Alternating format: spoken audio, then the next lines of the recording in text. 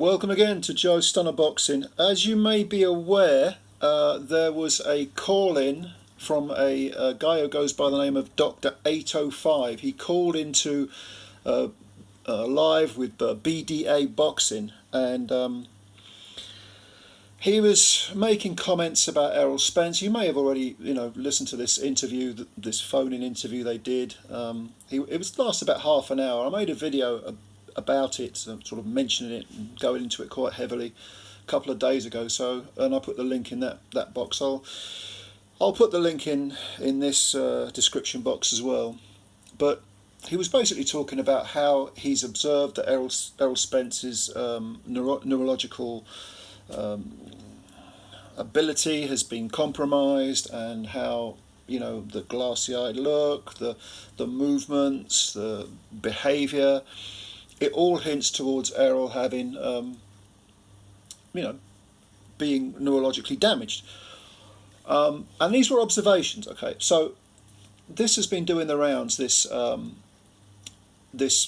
interview, and a lot of people have said, well, who the hell is this guy? He calls himself Dr. 805. He's not identifying himself. He's making a diagnosis. He's breaking patient specialist confidentiality.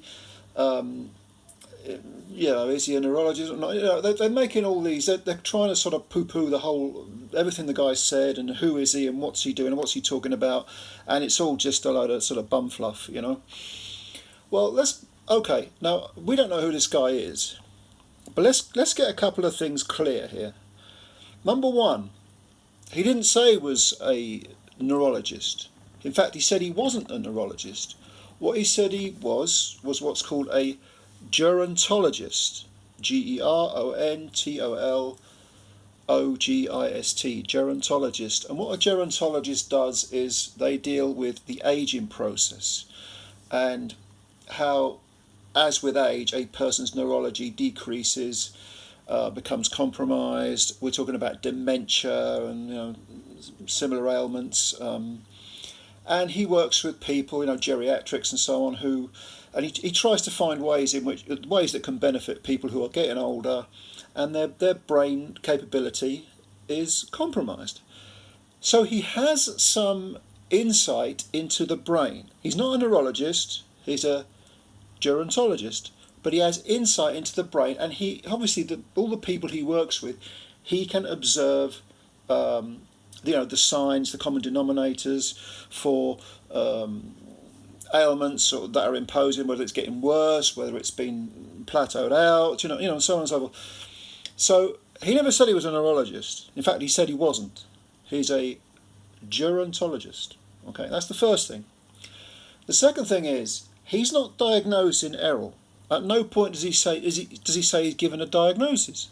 He's not given a diagnosis. He's making observations, as it's an eye test.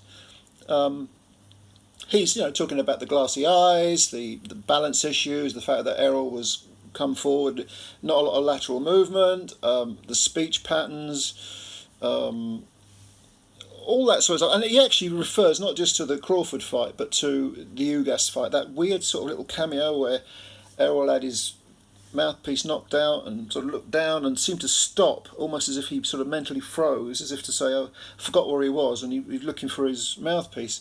Little things like that.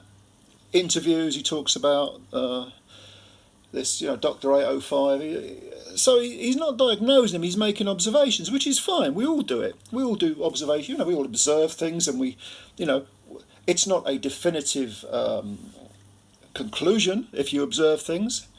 A diagnosis is a professional. He'd have to get with Errol and sit him down and talk to him, maybe do tests on him and so on and so forth. But he's not diagnosing him. The third thing is, he hasn't broken any patient-doctor confidentiality, because Errol is not his patient and he's not diagnosing him. So there's no issue here with a professional being breaking any sort of code, breaking any confidentiality issue. He's just making observations as a professional, but at no point is he saying, I am diagnosing this man. And Errol is simply not his patient, so he therefore cannot be breaking any confidentiality because there's no agreement. Okay.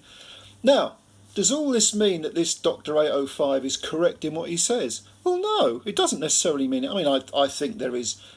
I think his words are worth listening to. I think his theories and his observations as a professional, as a gerontologist, are very pertinent and that we should listen.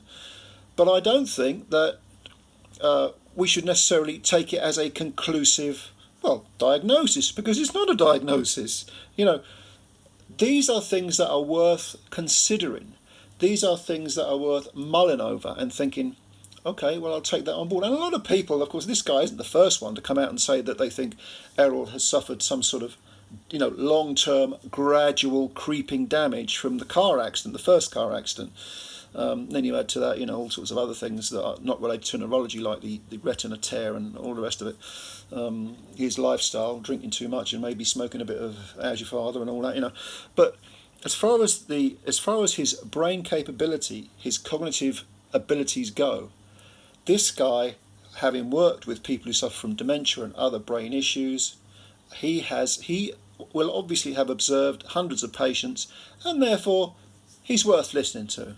Even though we're not presuming he's absolutely right, he himself would probably say, well, I'm not absolutely right, but I'm observing things. It's something to consider.